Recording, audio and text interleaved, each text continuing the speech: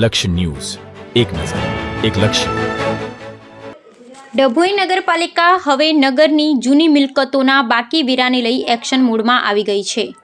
ત્યારે ડભોઈ પાલિકા દ્વારા છેલ્લા 7 દિવસથી નગરના જુદા જુદા વિસ્તારોમાં 15,000થી 35,000 સુધી લેના બાકી હોય તેવી મિલકતો સીલ કરી કાર્યવાહી શરૂ કરતા મિલકત ધારકો વેરા ના ભરતા હોય તેવા ઈસમોમાં ફફડાટ વ્યાપ્યો છે.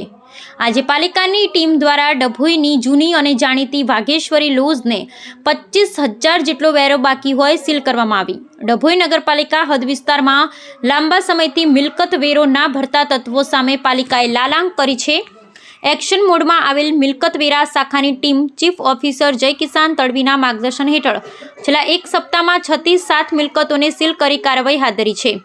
ત્યારે આજે પાલિકા દ્વારા ડભોઈની સૌથી જૂની મિલકત વાઘેશ્વરી લોજને પાલિકા દ્વારા 25,000 વેરાનું લેનું બાકી હોય અને રાજુભાઈ વસાવા, સંદીપ દરજી, કલ્પેશ જૈન, પ્રાચી પટેલ, કોપિન પટેલ, ચૈતન્ય વસાવા, શિવમ તડવીની ટીમ દ્વારા સીલ કરવા કાર્યવાહી હાથ ધરવામાં આવી. નગરમાં હજી પણ કેટલીક મિલકતોનો વેરો બાકી હોય પાલિકા આગામી સમયમાં પણ આ ઝુંબેશ યથાવત રાખશે.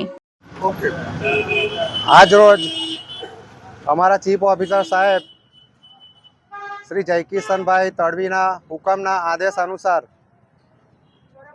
અમોએ અમારી ટીમ સાથે મિલકત નંબર 141 વાઘેશ્વરી લોજ જેઓના માલિક ઇલિયાસભાઈ સુલેમાનભાઈ ખત્રી તથા જગદીશચંદ્ર દોલતરામ ભુજવાનીની મિલકત વેરો બાકી પડતા આજ રોજ અમોએ અમારી ટીમ સાથે સીલ મારેલ છે.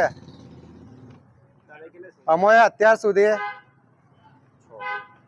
6 મિલકતોને સીલ મારેલ છે.